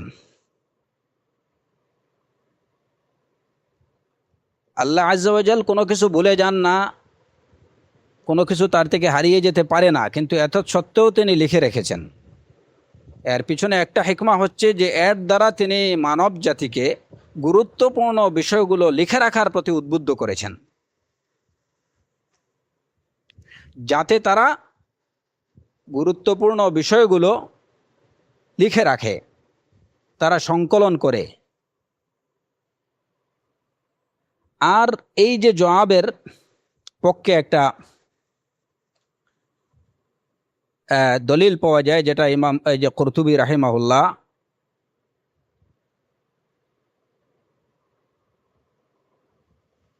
ধারাবাহিক সনদে কাতাদা রাহিমাহুল্লাহ থেকে বর্ণনা করেছেন যে একবার কাতাদা রাহিমাহুল্লাহকে জিজ্ঞেস করা হলো, আনাকতুবু মা নাসমাউ মিনকা,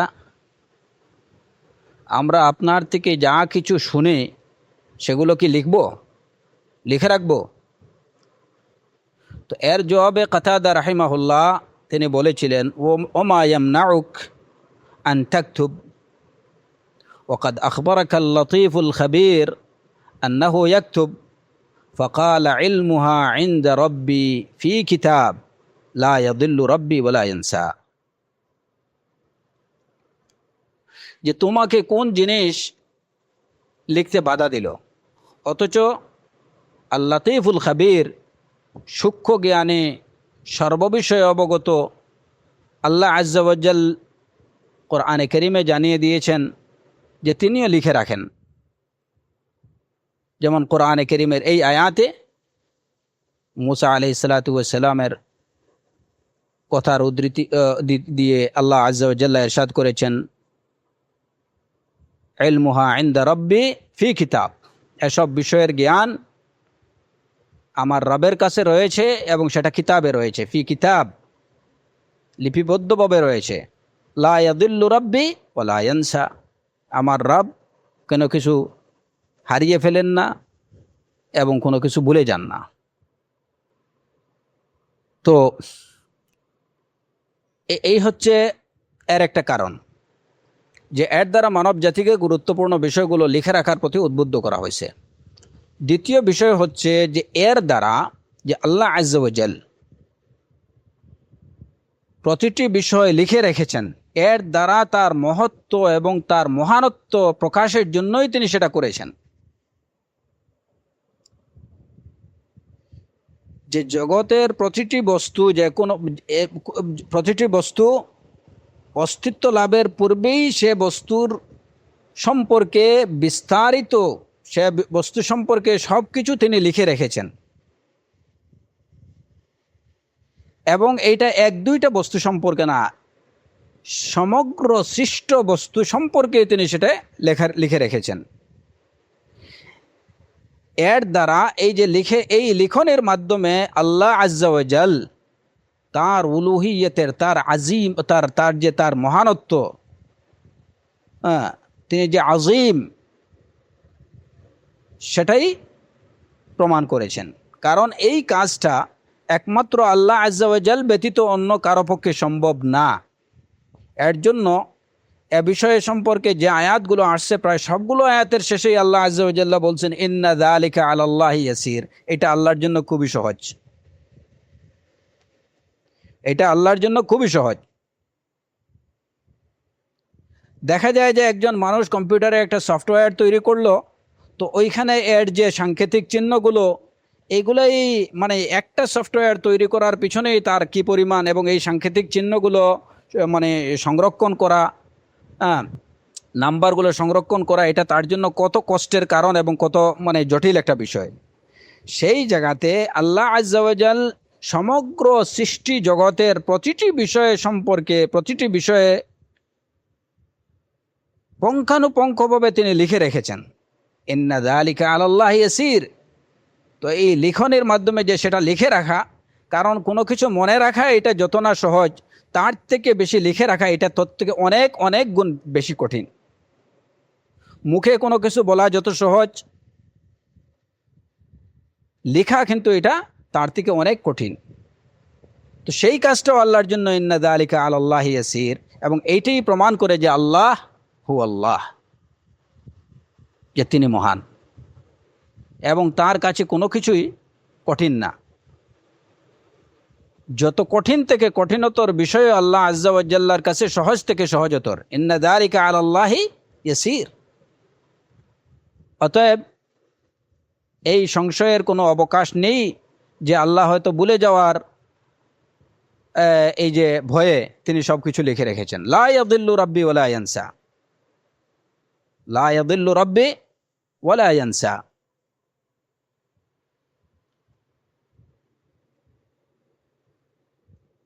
এছাড়াও এর পিছনে আরও অসংখ্য হিকমা রয়েছে, যেগুলো হয়তো অনেকগুলোই মানুষ জানে না, আমরা জানি না।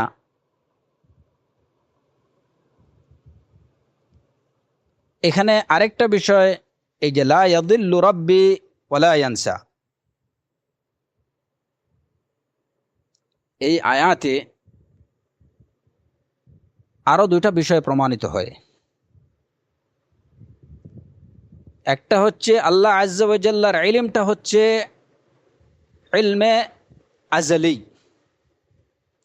এবং তার ইলম হচ্ছে ইলমে আবাদি। ইলমে আজালি এবং ইলমে আবাদি। ইলমে আজালির অর্থ হচ্ছে যেটা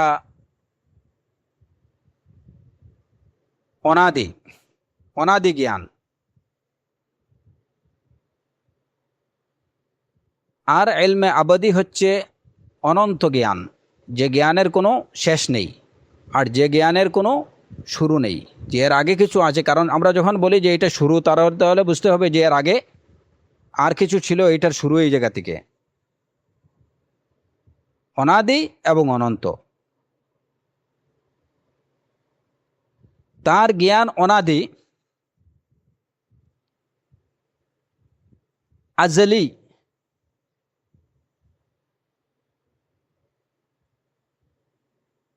যে কারণে লা ইয়াদিল্লু,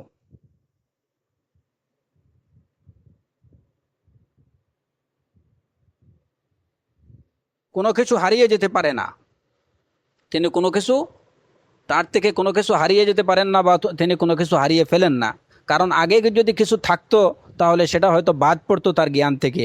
যেহেতু তার জ্ঞানের আগে আর কিছু নেই, অতএব তার জ্ঞান থেকে বাদ পড়ার কিছু নেই। এবং ওই জ্ঞান আসার পরে, সেই জ্ঞানের পরে যে হয়তো ওইখান থেকে তিনি কিছু ভুলে যাবেন, সেটারও সম্ভাবনা নেই। তার কারণ আল্লাহ আজ্জা ওয়াজাল, তিনি হচ্ছেন, তার জ্ঞান হচ্ছে আবাদি, চিরন্তন, অনন্ত। অতএব শুরু থেকে তার, যেটার কোনো শুরু নেই, অতএব তার আগে কোনো কিছু বাদ পড়ার অবকাশ নেই এবং এর শেষেও কিছু নেই। অতএব যা কিছু আছে এর ভিতরেই আছে, এর থেকে কোনো কিছু ভুলে যাওয়ারও কোনো সম্ভাবনা নেই। লা ইয়াদিল্লু রাব্বি ওয়ালা ইয়ানসা। আল্লাহ আজ্জা ওয়া জাল্লার ইলমটা হচ্ছে ইলমে আজলি, ইলমে আবাদি। তার জ্ঞান সব সময় থাকে, এই জ্ঞান হচ্ছে চিরন্তন, সব সময় তিনি জ্ঞানী। প্রতিটি বস্তুর জ্ঞান তার প্রতিটি মুহূর্তেই রয়েছে। কোনো এক মুহূর্ত কোনো একটা বস্তুর জ্ঞান তার ইলমের বাহিরে যেতে পারে না। কাদ আহাতা বিকুল্লি শাইইন ইলমা। অতএব তিনি তার দ্বারা কোনো কিছু ভুলে যাওয়ার সম্ভাবনা নেই। আমরা দুইটা রুকন পেলাম কাদারের বিষয়ে ইমানের। একটা হচ্ছে আল ইলম, আল ইমান বিল ইলম, যে আল্লাহ সর্ববিষয়ে আলিম, এই বিষয়ে ইমান পোষণ করা। দ্বিতীয় বিষয় হচ্ছে যে আল্লাহ আজ্জা ওয়া জাল্লা প্রতিটি বিষয় লিখে রেখেছেন, এই বিষয়ে ইমান পোষণ করা। তৃতীয় বিষয় হচ্ছে আন্নাহু লা ইয়াকুনু শাইউন ফিস সামাওয়াতি ওয়াল আরদ ইল্লা বিইরাদাতিল্লাহি ওয়া মাশিআতিহি আদ-দাইরাতু বাইনার রাহমাতি ওয়াল হিকমাহ ইয়াহদি মান ইয়াশাউ বিরাহমাতিহি ওয়া ইউযিল্লু মান ইয়াশাউ বিহিকমাতিহি লা ইউসআলু আম্মা ইয়াফআলু লিকামালি হিকমাতিহি ওয়া সুলতানিহি ওয়া হুম ইউসআলুন ওয়া মা ওয়াকা'a মিন যালিক فإنه مطابق لعلمه السابق ولما كتبه في اللوح المحفوظ لقوله تعالى إنا كل شيء خلقناه بقدر وقال تعالى فمن يرد الله أن يهديه يشرح صدره للإسلام ومن يرد أن يضله يجعل صدره ضيقا حرجا فأثبت وقوع الهداية والضلال بإرادته। তৃতীয় বিষয় হচ্ছে তাকদীরের প্রতি ইমানের অন্তর্ভুক্ত তৃতীয় বিষয় হলো এই বিশ্বাস পোষণ করা যে আসমানে এবং পৃথিবীতে কোনো কিছুই হতে পারে না তার ইচ্ছা ছাড়া। এই ইমান পোষণ করতে হবে যে আল্লাহর ইচ্ছা ব্যতীত জমিনে কিংবা আসমানে কোনো কিছু হতে পারে না। সমগ্র সৃষ্টি জগতে যা কিছু হয় সব কিছুই আল্লাহ আজ্জা ওয়া জাল্লার ইচ্ছায় হয়ে থাকে। এবং আল্লাহর ইচ্ছার মধ্যে যেমন তার রহমত থাকে, তেমনিভাবে প্রজ্ঞাও থাকে, হিকমা থাকে। আল্লাহর ইচ্ছা, তার রহমত এবং তার হিকমতের মধ্যে।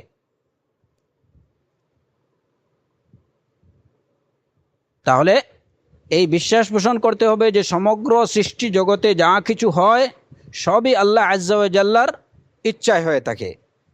আর আল্লাহ আজ্জা ওয়া জাল্লার ইচ্ছা, এর মধ্যে হয়তো রহমত থাকে অথবা কোনো হিকমা থাকে, এর বাইরে কিছু না। এই বিশ্বাস পোষণ করতে হবে।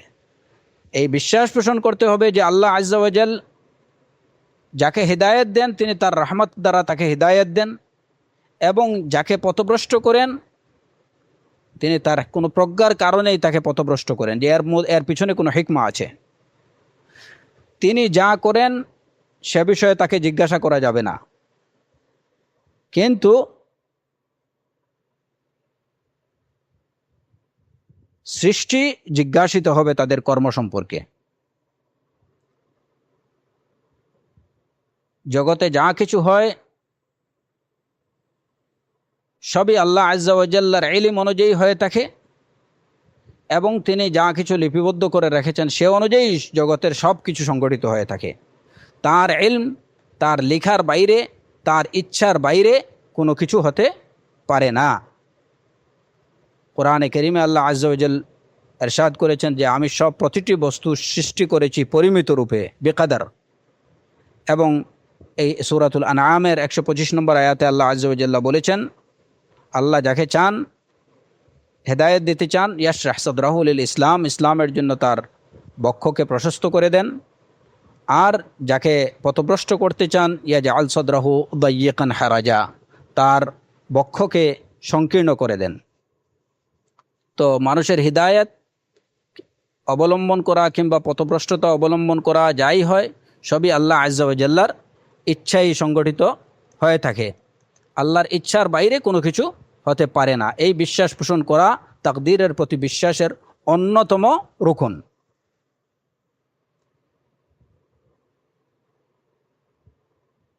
এবং চতুর্থ বিষয় হলো এই বিশ্বাস পোষণ করা যে জমিনে এবং আসমানে যা কিছু আছে সবই হচ্ছে আল্লাহ সুবহানাহু ওয়া তাআলার সৃষ্টিকৃত, আল্লাহর সৃষ্ট বস্তু। জমিনে এবং আসমানে যা কিছু আছে সবই হচ্ছে আল্লাহর সৃষ্ট বস্তু। এগুলার সৃষ্টিকর্তা একমাত্র আল্লাহ আজ্জা ওয়া জাল। আল্লাহ ব্যতীত আর কোনো সৃষ্টিকর্তা নেই। কোরআনে কারীমে আল্লাহ আজ্জা ওয়া জাল এই বিষয়টি জানিয়ে দিয়ে ইরশাদ করেছেন, ওয়া খালাকা কুল্লা শাইইন, ওয়া খালাকা কুল্লা শাইইন, তিনি সৃষ্টি করেছেন প্রতিটি বস্তুকে।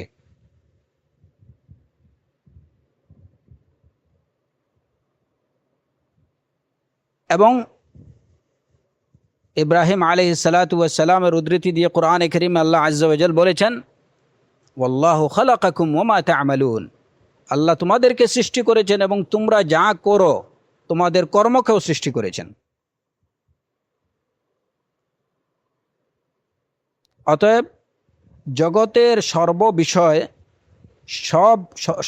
সমগ্র বস্তু আল্লাহ আজ্জা ওয়া জাল্লার সৃষ্টিকৃত, আল্লাহ সৃষ্টি করেছেন, এই বিশ্বাস পোষণ করতে হবে। অতএব আমরা পেলাম যে তাকদীরের প্রতি বিশ্বাসের 4টা রুকন, অর্থাৎ তাকদীরের প্রতি ঈমান পরিপূর্ণ হতে হলে 4টা বিষয়ের প্রতি ঈমান পোষণ করতে হবে। প্রথমত এই বিশ্বাস পোষণ করা যে আল্লাহ আজ্জা ওয়া জাল সর্ববিষয়ে সম্যক অবগত।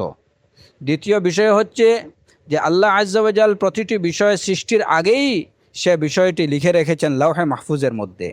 তৃতীয় বিষয় হচ্ছে যে জগতে কোনো কিছু আল্লাহর ইচ্ছা ব্যতীত সংগঠিত হতে পারে না, যা কিছু হয় সবই আল্লাহ আজ্জা ওয়া জাল্লার ইচ্ছায় সংগঠিত হয়। এবং চতুর্থ বিষয় হচ্ছে যে সমগ্র জগতের সমগ্র বস্তুর একমাত্র সৃষ্টিকর্তা হলেন আল্লাহ আজ্জা ওয়া জাল। তাহলে আল ইলম, আল কিতাবা, আল ইরাদা ওয়াল মাশিআহ, আল খালক, এই 4টা বিষয়ে ঈমান পোষণ করলে তবেই হবে সেটা তাকদীরের প্রতি বিশ্বাস পোষণ করা। যখন আপনি বলবেন যে আমি তাকদীরে ঈমান পোষণ করি, তখনই বুঝতে হবে আপনাকে যে আপনি এই বিশ্বাস পোষণ করেন যে আল্লাহ সুবহানাহু ওয়া তাআলা জগতের সর্ববিষয় সম্পর্কে সম্যক অবগত। তিনি সব কিছু তার এসব প্রতিটি বস্তুকে সৃষ্টির আগেই সে বিষয়ে সেটাকে লিখে রেখেছেন, এবং তিনি জগতে যা কিছু হচ্ছে সবই তার ইচ্ছায় হচ্ছে, এবং সব কিছুর স্রষ্টা হলেন, একমাত্র সৃষ্টিকর্তা হলেন আল্লাহ আজ্জা ওয়া জাল। এই ঈমান যখন একসাথে পোষণ করবেন তখন সেটাই হবে পরিপূর্ণরূপে তাকদীরের প্রতি বিশ্বাস পোষণ করা। এবং এই জায়গাতেই বিভিন্ন দল পথভ্রষ্ট হয়েছে। এই ঈমানগুলো এই চারটা বিষয়ের প্রতি ঈমান পোষণ না করার কারণেই তাকদীর প্রশ্নে অনেকগুলো দল পথভ্রষ্ট হয়েছে। যেমন এর মধ্যে যেমন এই যে কাদারিয়া সম্প্রদায়, কাদারিয়া সম্প্রদায় এই তাকদীর প্রশ্নেই তারা পথভ্রষ্ট হয়েছে।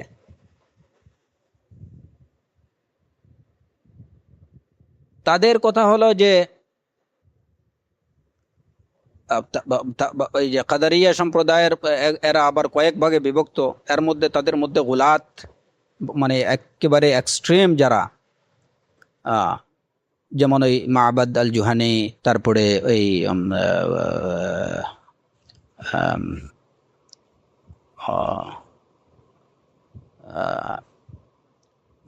এবং তার অন্যান্য অনুসারী যারা, এদের কথা হচ্ছে যে তাকদীর বলতে আসলে কিছু নেই। তাকদীর বলতে কোনো কিছু নেই। তারা তাকদীরকে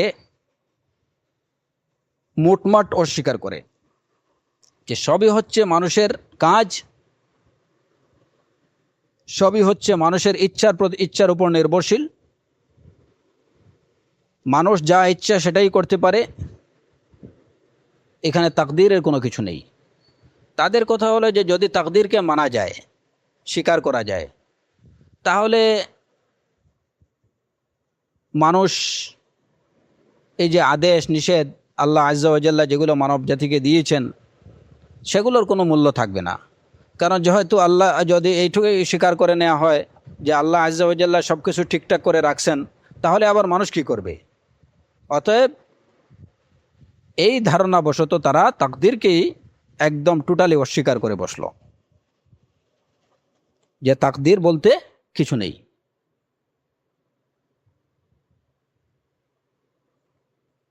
অবশ্য এই যে বর্তমান সময়ে এভাবে তাকদীরকে অস্বীকারী, মানে নিজেদেরকে মুসলমান বলে দাবিদারদের মধ্যে এরকম কোনো দল আপাতত নেই বলা চলে। তবে পরবর্তীতে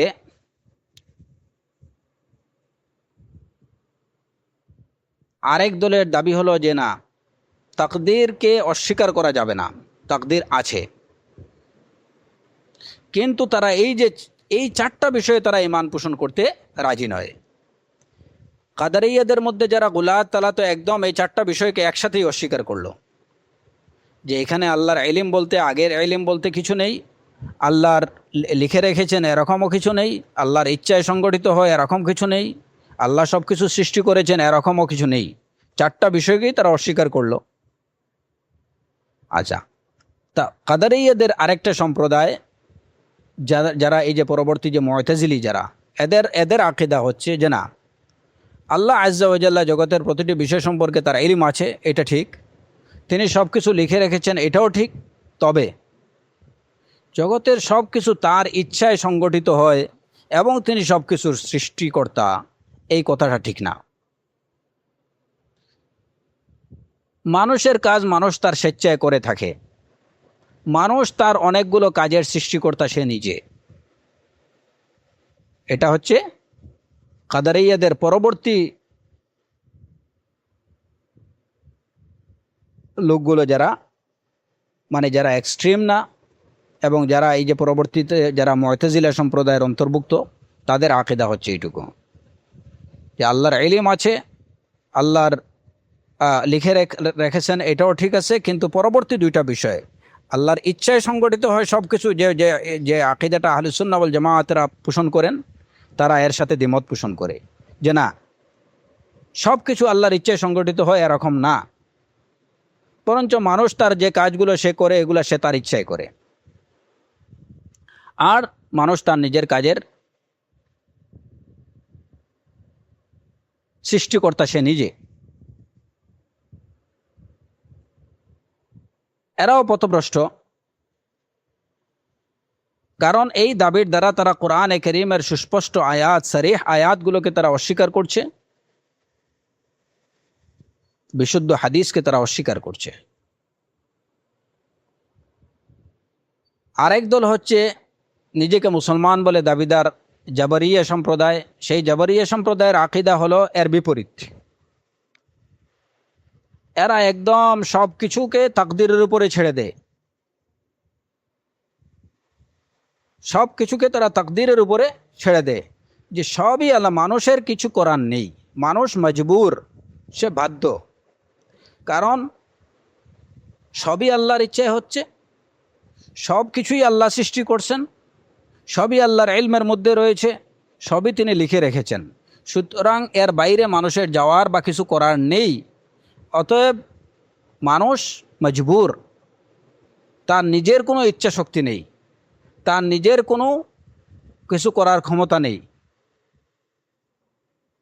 এরা হচ্ছে জাবরিয়া সম্প্রদায়।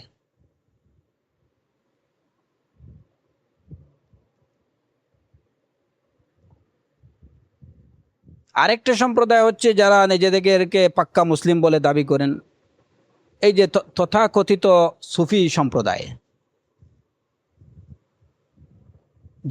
যাদের কথা হলো যে সব কিছু আল্লাহর পক্ষ থেকে, বান্দা যা করছে বা যা কিছু হবে সবই হবে আল্লাহর পক্ষ থেকে, কিছু থেকে কিছু হয় না, যা কিছু হয় সবই আল্লাহর পক্ষ থেকে হয়। মানুষের কাজ হচ্ছে শুধুমাত্র তাওয়াক্কুল, তার করার কিছু নেই।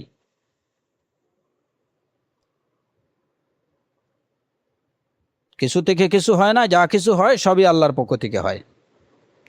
তাহলে মানুষের কাজ কি? মানুষের কাজ হচ্ছে ওই আল্লাহর উপরে তাওয়াক্কুল, তার কাসাবের কিছু নেই, সে শুধুমাত্র তার কাজ হচ্ছে আল্লাহর উপরে ভরসা করবে, বাস। এখন এই বিশ্বাসে অনেকে দেখা গেল যে নিজের বাড়িতে নিজের স্ত্রী সন্তানদেরকে অরক্ষিত অবস্থায় কিংবা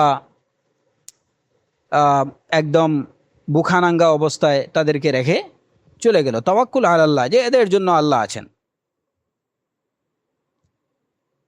তো যদিও কথাটা তো ঠিক, কিন্তু এভাবে এই তাওয়াক্কুল, এটা তো ইসলামে আদিষ্ট না। এভাবে তাওয়াক্কুল করাটা শরীয়ত সম্মত না। কারণ তাওয়াক্কুলের অর্থ সব কিছু ছেড়ে দিয়ে, যে আমার কিছু করার নেই, আমি কিছুই করতে পারবো না, যা কিছু হয় কিচ্ছু থেকে কিছু হয় না, সবই আল্লাহর পক্ষ থেকে হয়, আমার কিছু করার নেই, সবই হবে আল্লাহর পক্ষ থেকে। এটাও হচ্ছে তাকদীরের বিষয়টাকে সঠিকভাবে না বুঝার কারণে তাকদীর বিষয়ে ভ্রষ্টতা এবং একটা ভ্রান্ত আকীদা, এবং সেই ভ্রান্ত আকীদার ফলাফলই হচ্ছে এই কার্যক্রমগুলো।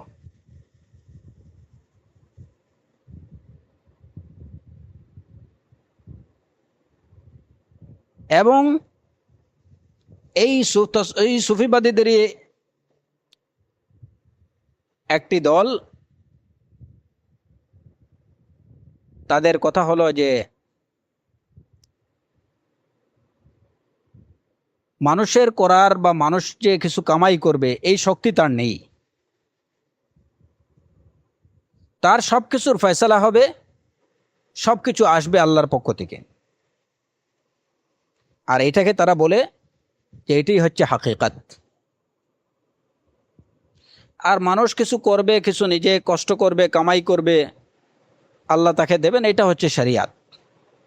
হাকিকাত হচ্ছে যে তুমি কিছুই করবে না, তুমি হাত পা গুটিয়ে বসে থাকবে, তোমার রবের ধ্যানে মগ্ন থাকবে, বাস, এটুকুই তোমার কাজ, তোমার আর কিছু করার নেই।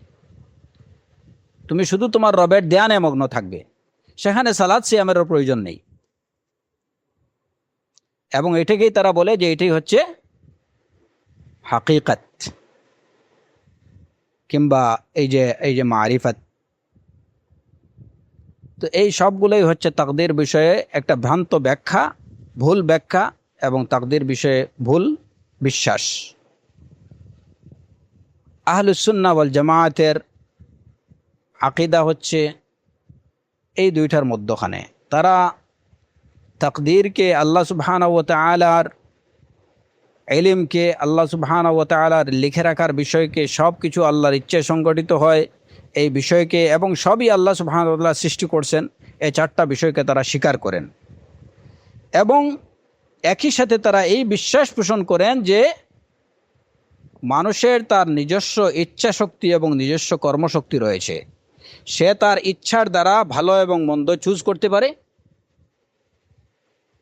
সে তার ইচ্ছার দ্বারা ভালো কাজ করতে পারে, সে তার ইচ্ছার দ্বারা মন্দ কাজ করতে পারে। আর সেই যে ভালো মন্দ করার কর্মশক্তি, সেই কর্মশক্তির সৃষ্টিকর্তা হলেন আল্লাহ আজ্জা ওয়া জাল। এবং ভালো এবং মন্দ এই বিষয়গুলোও আল্লাহ আজ্জা ওয়া জাল্লা কর্তৃক আল্লাহ আজ্জা ওয়া জাল্লা লিখে রেখেছেন। তার লেখার বাইরে বা তার ইলমের বাইরে বিষয়গুলো না। এবং মানুষ যেটা করে সেটা আল্লাহর ইচ্ছেই করে। ওমা তাশাউনা ইল্লা আন ইয়াশা আল্লাহু রাব্বুল আলামিন। মানুষ যা করে সেটা আল্লাহ আজ্জা ওয়া জাল্লার ইচ্ছেই করে থাকে। আল্লাহর ইচ্ছার বাইরে মানুষ কিছু করতে পারে না। এটাও হচ্ছে আহলুস সুন্নাহ ওয়াল জামায়াতের আকীদা, বিশ্বাস। এখন এই জায়গাতেই আলোচনাতে যাওয়ার আগে আমরা দুই একটা বিষয় বলে রাখি, যে প্রথমত যে লাওহে মাহফুজের মধ্যে সব কিছু লিখে রাখা,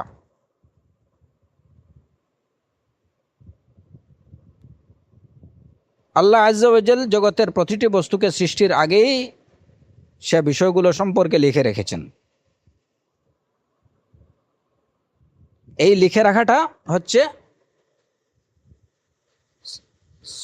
বস্তুকে সৃষ্টির পূর্বে। এবং বিশুদ্ধ হাদিস সহিহ বুখারী এবং মুসলিমের হাদিসের দ্বারা প্রমাণিত যে বাচ্চা যখন মায়ের গর্ভে থাকে তখন আল্লাহ আজ্জা ওয়া জাল একজন ফেরেশতাকে পাঠান এবং চারটা বিষয় লিখে রাখার নির্দেশ দেন।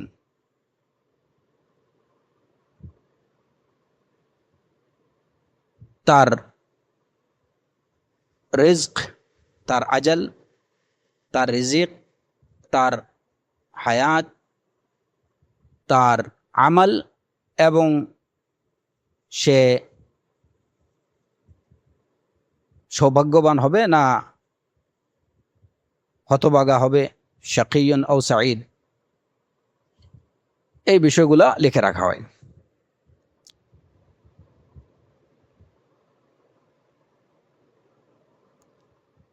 এখন প্রশ্ন হতে পারে যে এই যে লিখে রাখা বা তাকদীরের নির্ধারণের বিষয়টা কয়বারে হয়?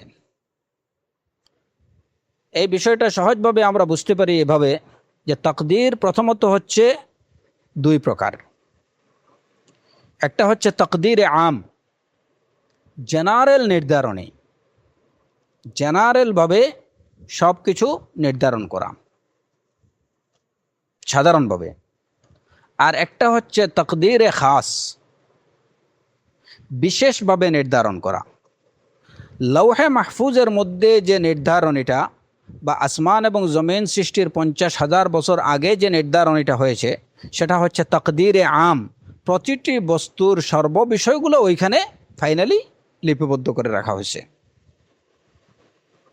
চূড়ান্ত এটাকে আমরা তাকদীরে আমকে আমরা এটা সাধারণ এবং চূড়ান্ত নির্ধারণ, সাধারণ এবং চূড়ান্ত নির্ধারণ কৃত বিষয়গুলো ওইখানে লিখে রাখা হয়েছে লৌহে মাহফুজের মধ্যে। তাকদীরে খাস হচ্ছে বিশেষভাবে নির্ধারণ। এই তাকদীরে খাসটা, এই বিশেষভাবে নির্ধারণটা, এটা তিনটা স্তরে হয়ে থাকে। একটা হচ্ছে আত তাকদীরুল উমরি, আরেকটা হচ্ছে আত তাকদীরুল হাউলি, আরেকটা হচ্ছে আত তাকদীরুল ইয়াউমি। তাকদীরে উমরি হচ্ছে যে মানুষের জীবনকালে যে নির্ধারণ হয়, তার জন্য যে বিষয়গুলো নির্ধারণ করে দেয়া হয় বিশেষভাবে, সেটা হচ্ছে তাকদীরে উমরি। এবং এই নির্ধারণটা হয় যখন একটা বাচ্চা মায়ের গর্ভে থাকে, তার মধ্যে রূহ ফুঁকে দেওয়ার আগে তার এই 4টা বিষয় তার জন্য নির্ধারণ করে দেওয়া হয়। এটা হচ্ছে তাকদীরে উমরি। আরেকটা হচ্ছে যে সে যখন দুনিয়াতে আগমন করে আসার পরে তার তাকদীরে হাওলি, ইয়ারলি তার জন্য কিছু নির্ধারণ করা হয়, যেটা হয় লাইলাতুম মুবারাকা, লাইলাতুল কদরে, ফিহা ইউফরাকু কুল্লু আমরিন হাকিম। এই লাইলাতুল কদরে বাৎসরিক নির্ধারণ এটা হয়ে থাকে, এটা বিশেষ নির্ধারণী। এবং তৃতীয় হচ্ছে একটা ডেইলি নির্ধারণী। আর এই নির্ধারণী সম্পর্কে আল্লাহ আযজা ওয়া জাল কোরআনে কারীমে বলছেন, কুল্লু ইয়াউমিন হুয়া ফি শাআন।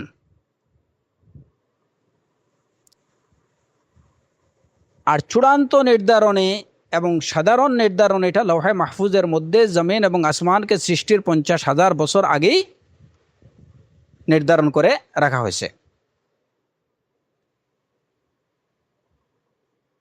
তো তাকদীরের যেভাবে বিভিন্ন স্টেপ বা বিভিন্ন স্তর ধাপ আছে, এমনিভাবে দেখা যায় যে মানুষের যেমন তার আমলগুলো আল্লাহর কাছে পৌঁছার ও বিভিন্ন ধাপে সেগুলো পৌঁছায় বা বিভিন্ন সময়ে সেগুলো পৌঁছে থাকে। মানুষ যে কাজগুলো করে থাকে প্রত্যেক বছর শাবান মাসে ইয়ারলি তার আমলনামাগুলো আল্লাহর কাছে পেশ করা হয়। যেমন রাসূলুল্লাহ সাল্লাল্লাহু আলাইহি ওয়াসাল্লাম বলছেন যে এই মাসে আমলগুলো আল্লাহর কাছে পেশ করা হয় এবং আমি পছন্দ করি যে আমি সাইম অবস্থায় আমার আমলগুলো আল্লাহর কাছে পৌঁছুক। তো শাবান মাসে মানুষের আমলগুলো আল্লাহর কাছে পেশ করা হয় ইয়ারলি। আবার উইকলিও দেখা যায় সোমবার এবং বৃহস্পতিবার, এই 2 দিন মানুষের আমলগুলো আল্লাহর কাছে পেশ করা হয়। এমনিভাবে ডেইলি মানুষের আমলগুলো আল্লাহর কাছে পৌঁছানো হয়। প্রত্যেক দিনের আমলগুলো রাতের আগেই আল্লাহর কাছে, সন্ধ্যার আগেই আল্লাহর কাছে পৌঁছানো হয়। আর রাতের আমলগুলো ভোর হওয়ার আগেই আল্লাহর কাছে পৌঁছানো হয়। আর চূড়ান্তভাবে সাধারণভাবে সব মানুষের সব আমলগুলো পেশ করা হবে ইয়াউমুল কিয়ামা, হাসরের মাঠে।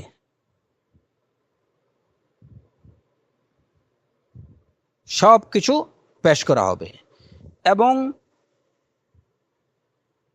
ওই সময় যখন তার সব আমলগুলো সাধারণভাবে আল্লাহর কাছে পেশ করা হবে, আল্লাহ তখন বান্দাকে ডেকে তার আমলনামা তার হাতে দিবেন। ফাআম্মা মান উতিয়া কিতাবাহু বিয়ামিনিহি ফায়াকুলু হাউম ইকরাউ কিতাবিয়া ইন্নী যানানতু আন্নী মুলাকিন হিসাবিয়া ফাহুয়া ফি ঈশাতির রাদিয়া ওয়া আম্মা মান উতিয়া কিতাবাহু বিশিমালিহি فيقول يا ليتني لم أوت كتابيه ولم أدر ما حسابيه يا ليتها كانت القاضية ما أغنى عني ماليه هلك عني سلطانيه। এই হায় হতাশ আফসোস সে করবে যার নামায়ে আমল তার বাম হাতে দেয়া হবে। তো এই যে ইয়াউমুল কিয়ামা আল্লাহর কাছে মানুষের যে নামায়ে আমলগুলো পেশ হবে, সেগুলো হচ্ছে সাধারণভাবে এবং চূড়ান্তভাবে। এর মধ্যে এই যে বিভিন্ন ধাপে প্রত্যেক দিন মানুষের আমলের আল্লাহর কাছে পেশ করা হয়, প্রত্যেক সপ্তাহে পেশ করা হয়, ইয়ারলি পেশ করা হয়। এমনিভাবে তাকদীরের যে বিষয়গুলো, বিশেষ বিষয়গুলো কি হয়, কখনো এটা মানুষের জীবন প্রাণ পাওয়ার প্রাককালে তাকদীরে উমরি ওই 4টা বিষয় নির্ধারণ করা হয়। আবার ইয়ারলি করা হয়, আবার ডেইলি করা হয়। কিন্তু চূড়ান্ত এবং সাধারণ নির্ধারণ এটা লাওহে মাহফুজের মধ্যে আল্লাহ আজ্জা ওয়া জাল্লা করে রাখছেন, এবং ওইটার মধ্যে কোনো চেঞ্জ আসবে না, ওইটার মধ্যে কোনো চেঞ্জ আসবে না। লাওহে মাহফুজের মধ্যে যা লিপিবদ্ধ করা হয়েছে এর কোনো ব্যতিক্রম হবে না।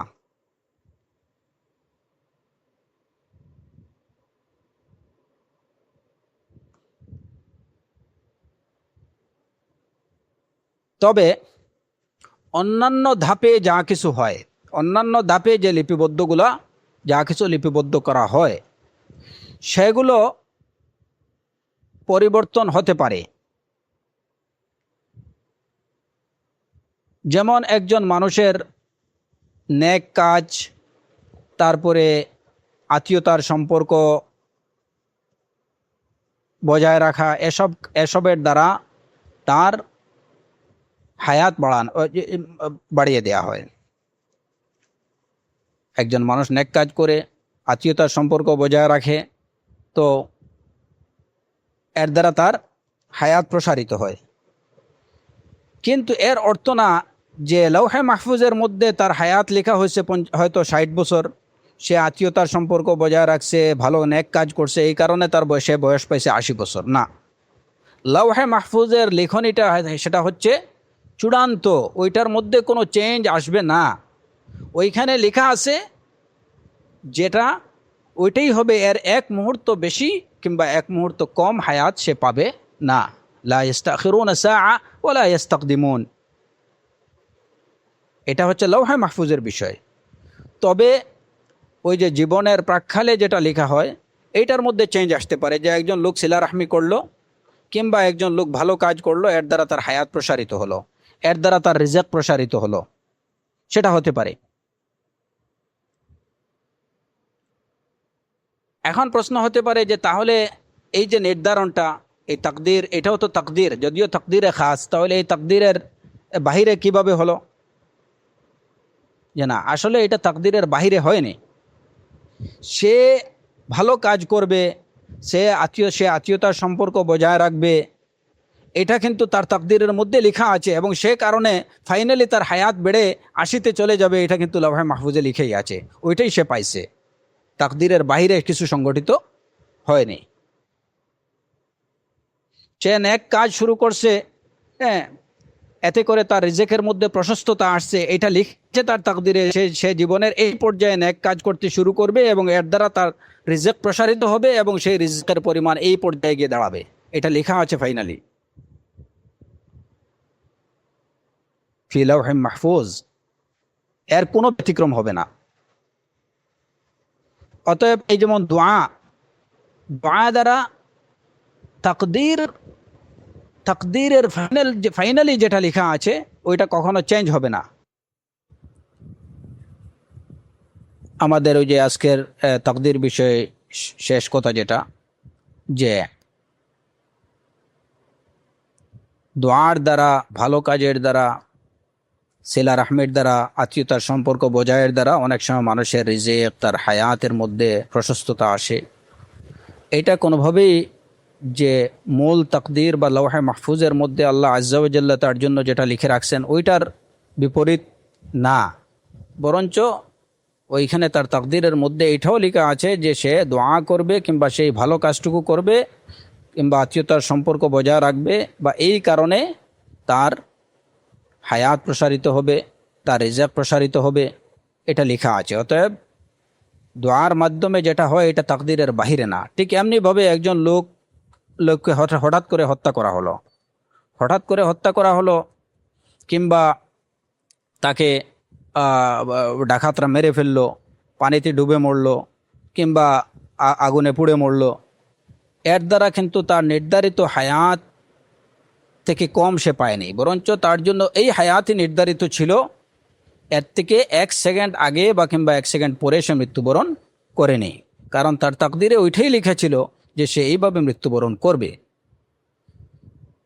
তো তাকদীর বিষয়ে এই খুঁটিনাটি বিষয়গুলো এইগুলো এবং আরও বেশ কিছু বিষয় রয়ে গেছে আজকের আলোচনায়, যেটা কভার করা এই সময়ের মধ্যে সম্ভব না।